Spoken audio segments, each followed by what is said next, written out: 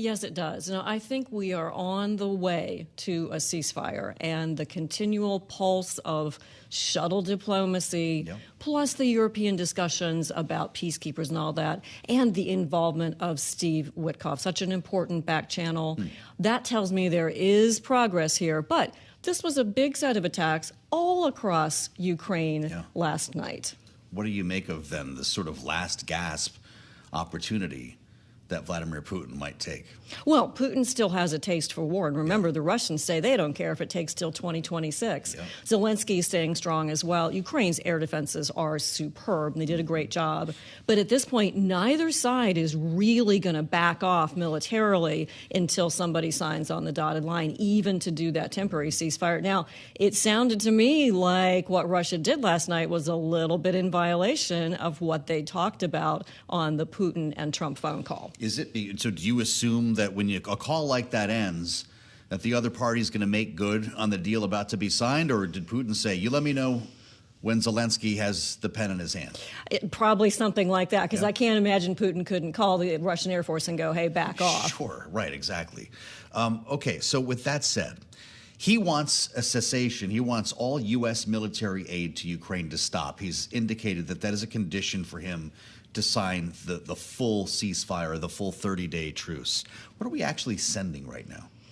Oh, we are sending a lot. Ammunition, of course. And don't forget, we're also doing the support that's so vital. Ukraine's F-16s, they get constant electronic warfare updates.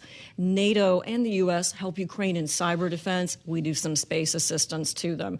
So that's why it can be kind of turned on and turned off. And then, of course, all the ammunition, whether it's from HIMARS to the smaller weapons. So and that we're doing pipeline a lot of help continues. They're receiving HIMARS, replacement interceptors and so forth on a daily, weekly basis. That's right. The pipeline is going. Trump has to keep that going because Ukraine has to stay strong. And actually, Trump said himself that, no, he wasn't going to back off on aid. He did not promise Putin to stop any aid. Right. Well, so there are two things here. It's funny the way you write headlines. Yesterday it was, Putin commits to energy infrastructure ceasefire. You could also write, Putin rejects full ceasefire.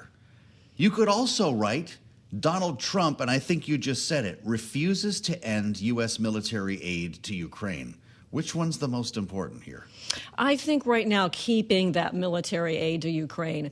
I do think that there's progress. It's going to be slow. Putin is going to haggle every inch of the way.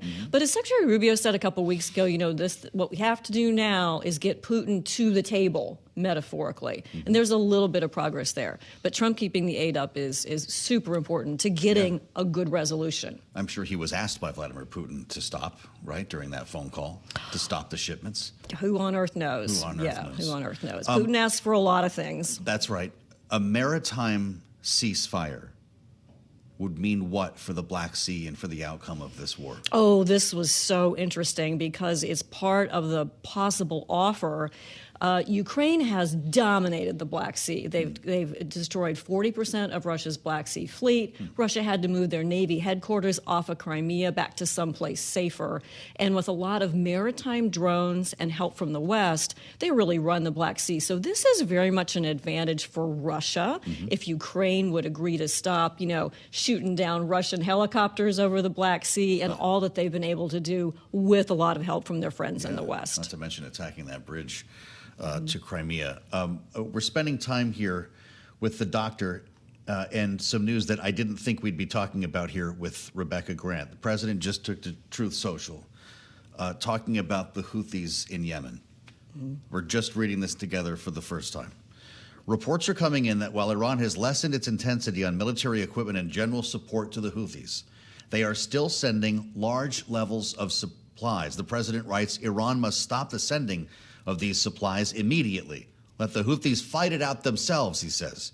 Either way, they lose, but this way they lose quickly. Tremendous damage inflicted upon the Houthi barbarians, he writes, and watch how it will get progressively worse. It's not even a fair fight, never will be. They will be completely annihilated, exclamation point. Now, just yesterday, he said that anything fired by the Houthis, we're going to treat like it was fired by Iran. What are we in for here? Well, that tells me that the USS Harry S. Truman, our aircraft carrier in the region, is loading ordnance possibly to do additional strikes. We know Central Command has more targets available. And Trump has said all along that this campaign can go on as long as necessary. But there's another message here, because Iran supports the Houthis, but so does Russia. We know there has been Russian intelligence used by the Houthis to target our U.S. Navy ships and global shipping traffic. So don't forget, the Houthi message goes to Iran, but it also goes to Putin. This is huge. This had to have come up yesterday. And now you start, when you crack the door on something like that, you remind us of how much we do not know about what happened in that conversation, how many layers we're talking about here, how one deal can lead to another, the triangulation that the White House might be involved in. What does this mean for a potential attack against Iran? Well, it means that I think we should see possibly more strikes against the Houthis. And I'd like to see them debilitated. We've done it to Hamas, to Hezbollah, but against the Houthis at first. Now, do Iranian targets become legit? There is an Iranian ship that sits in the Red Sea giving targeting information. Is that a legitimate military target? Maybe. What about their oil terminal down in the south? I think it's possible that we might see something, but I would expect to see first a step up against some of the Houthi legitimate military targets. Okay. I can't imagine that that's a terribly tall order for our military, our Navy and Air Force conducting those strikes. What happens if you sink a ship flying under an Iranian flag? Well, interesting question. If it's a legitimate Iranian military target, then, that's probably within the rules of the road. If they're assisting in strikes, legit target. You know what people say, though, is we're starting to talk about World War III. This is what we have always learned growing up. If you attack Iran, what are you unleashing? Or did we learn better when Iran tried to strike Israel last year? Well, and I think the other thing we've learned is we can't appease Iran, and we know that we can defend against what Iran sends out.